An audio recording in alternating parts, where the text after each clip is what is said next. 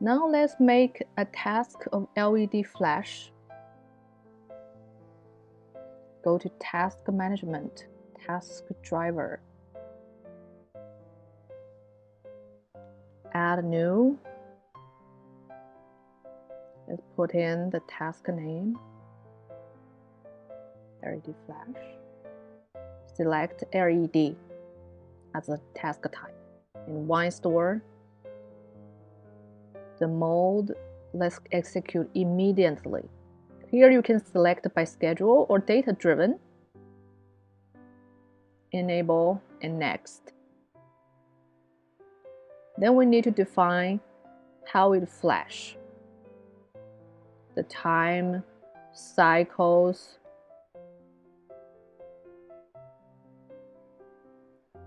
color, yellow. Let's do it yellow.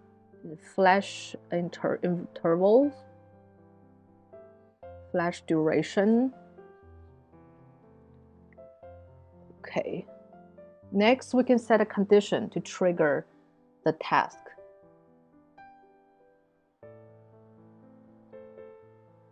We can select the condition. Okay, let's do it with ESL type. Just do it immediately. Later on, we can observe the LED flash.